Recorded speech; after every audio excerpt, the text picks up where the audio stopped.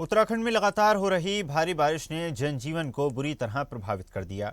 उत्तरकाशी के मोरी विकासखंड के कलाब गांव में बीमार महिला को कंडी के सहारे नदी पार कर स्वास्थ्य केंद्र पहुंचाना पड़ा, जिससे व्यवस्थाओं पर सवाल उठ रहे हैं।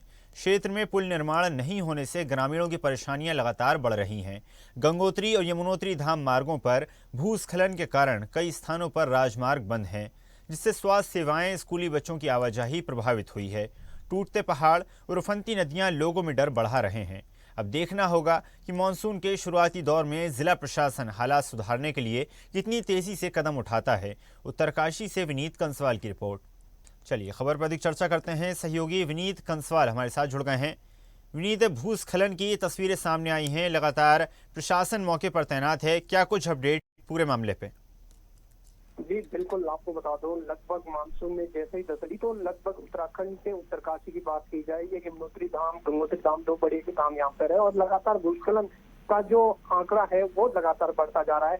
जिस तरह से आप विजुअलों में दिख रहा है कि पहाड़ों के टूटने से पूरी तरह से जनजीवन अस्त व्यस्त हुआ है, तो वहीं मोरी क्षेत्र का जो मामला सामने आया है उसमें उफनती नदियों पर डंडी कंडी के सहारे बीमार लोगों को स्वास्थ्य केंद्र लाया जा रहा है, मगर सवाल क्षेत्र विधायक पर भी खड़े होते नजर आ रहे हैं कि किस तरह से इनके निजी क्षेत्र में इस तरह अब तक पुल निर्माण न होने से लोगों में काफी आक्रोश क्षेत्रीय विधायक से लेकर प्रशासन पर लाजमी है। और अभी भी कई जगहों पर जितना देखा जाए के कई क्षेत्रों में जिन की सरकार लगाई गई थी उस पर भी इस पुल को लेकर कई बार बवाल भी काटा गया, मगर इस तरह से विधायक के जो पर जो सवाल खड़े होते नजर आ रहे हैं, चाहे ये मोरी के कई ऐसे क्षेत्र हैं जो अब तक सड़कों से दूर तक संपर्क टूट चुका है।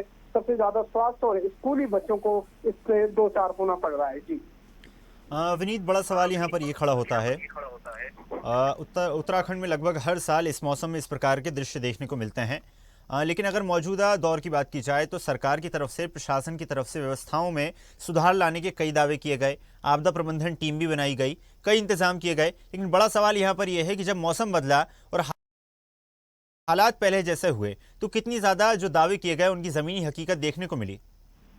जी बिल्कुल, और जिस तरह से जो कागजी कार्रवाई की बात की जाए तो प्रशासन की ओर से या सरकार ने जो दावे किए थे कि मानसून से पहले हमारी पूरी तैयारियां हैं, मगर वो तैयारियां सिर्फ हवाई साबित होती है। चाहे दूरी क्षेत्रों की बात की जाए, चाहे सड़कों की बात की जाए, स्वास्थ्य महकमे की बात की जाए, और देखा जा रहा है कि जिस तरह से भागीरथी का जल स्तर बढ़ रहा है, उत्तराखंड के तमाम नदियां मानसून से के चलते उफनती नदियां हैं, कई जगहों पे टूटने का जो सिलसिला है वो अभी भी जारी है।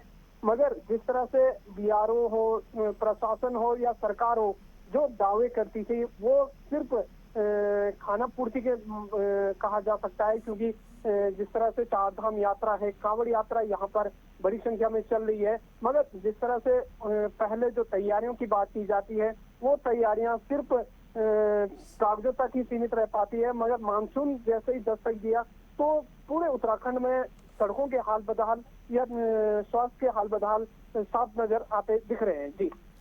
जी बिल्कुल विनीत, तो माना जा सकता है कहीं ना कहीं प्रशासन को आपदाग्रस्त क्षेत्रों पर एक निगरानी रखने की जरूरत है और व्यवस्थाओं को दुरुस्त करने की आवश्यकता है। आपका धन्यवाद विनीत, जुड़ने के लिए और जानकारी साझा करने के लिए। और ऐसी ताजा खबरों के लिए लाइक, फॉलो और यूट्यूब पर सब्सक्राइब कर बेल आइकन जरूर दबाइए और हर अपडेट के लिए विजिट कीजिए स्वदेशलाइव.com।